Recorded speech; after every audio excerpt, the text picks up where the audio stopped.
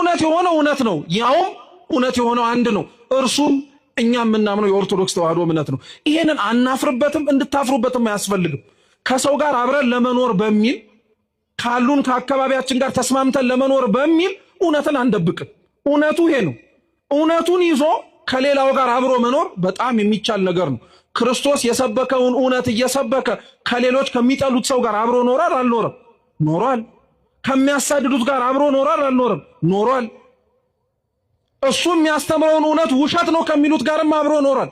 ታዲያ የት ያመጣነውን ነገር ነው? እኛ እሱ የክህደት ትምህርት ሲያበቃ ደግሞ ስለተነሳ በክርክር ሃይማኖቱን በክርክር እምነታችንን ሊያስለቅቁን ያልቻሉን ጠላቶች ተነስተው ደግሞ ሰይፍ ማንሳት ጀመሩ። በጉልበት ለማድረግ ማለት ነው።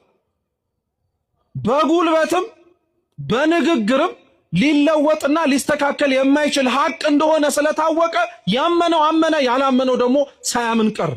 አሁን ያለንበት ዘመናዊው ጦርነትና ውጊያ ግን ምን መሰላችሁ? አንዳንዶቻችን ክርስቶስ ጠብቆ የሰጠንን ሐዋርያትም ከርሱ ተምረው እንዲህ ነው ሃይማኖታችሁ ብለው ያስተማሩንን ትምህርት አንዳንዶቻችን እንደቀላል እናየዋለን። ለምሳሌ እንደ አንድ ክርስቲያን እንደ ኦርቶዶክስ ተዋህዶ አማንያን ሃይማኖታችሁ ምንድነው ተብለን ብንጠየቅ አስተምህሮ ነው መልስ የምንሰጠው። እኛ ክርስቲያኖች ሁሉን የፈጠረ አንድ አምላክ በሚሆን በእግዚአብሔር አብ ምን እናረጋለን? እናምናለን ብለን የምንሰጠው እስከ መጨረሻው የጸሎተ ሃይማኖት ምስክርነት የሙታንንም መነሳት ምን እናረጋለን? ይሄ ሃይማኖትህ ነው፣ ምስክርነት ነው። ይሄ ምስክርነት ነው። አሁን የመጣብን ችግር፣ አሁን እየታየብን ያለው ፈተና ግን ምንድነው?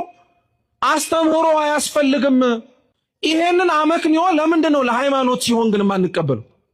ሁሉም ሃይማኖት ልክ ነው፣ ሁሉም እኮ እውነታ አለው እንላለን። ሁሉም እውነት ሊሆን አይችልም። ሁሉም እውነታ ሊኖረው አይችልም።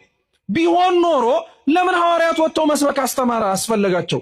ቢሆን ኖሮ ለምን ክርስቶስስ ወጣችሁ እኔ ያስተማርኳችሁን ትምህርት እያስተማራችሁ በአብ በወልድ በመንፈስ ቅዱስም አጥምቁ ማለት ለምን አስፈለገው? ሁሉም እውነት ከሆነ ለምን ይደክማሉ?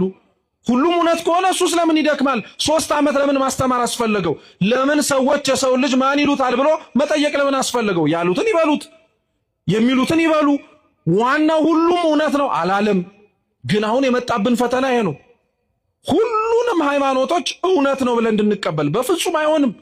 እኛ ከእግዚአብሔር ጋር የምንገናኝባቸውን 3 መስመሮችን ማሳየት ነው።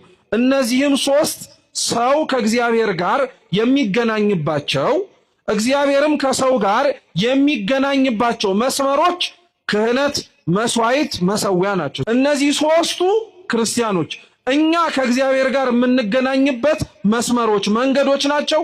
እግዚአብሔርም መልሶ ከኛ ጋር የሚገናኝበትም መንገዶች ናቸው። እነዚህ 3ቱ በኦሪት ዘሌዋውያን እግዚአብሔር ለሕዝቡ ያስፈልጋል ብሎ መስጠቱ፣ በሐዲስ ኪዳንም አምላካችን ኢየሱስ ክርስቶስ ክህነትን ለሐዋርያት፣ መስዋዕትን ቅዱስ ሥጋውን ክቡር ደሙን ለደቀ መዛሙርቱ ለሐዋርያት፣ መሰዊያ የተባለውንም ታቦትም ጭምር እንደሚሰጥና እንደሚያጸና ማጠየቂያ ናቸው። ክህነት ለአሮን የተሰጠው ለሙሴ ራሱ እኮ አልነበረውም። ክህነት ቤተ መቅደሱን ገብቶ የማገልገል ስልጣን አልነበረውም።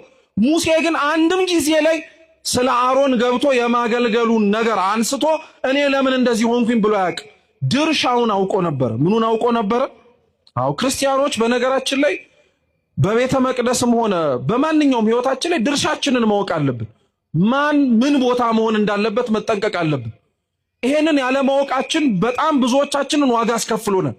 ሰሚ የሆነው ተናጋሪ ሲሆን፣ ተናጋሪ የሆነው አድማጭ ሲሆን፣ መምራት የሚጠበቅበት ሲቀመጥብህ፣ የመቀመጥ የሚጠበቅበት ተነስቼ ካልመራው ሲል ይሄ ነው ብጥብጥ የሚፈጥረው።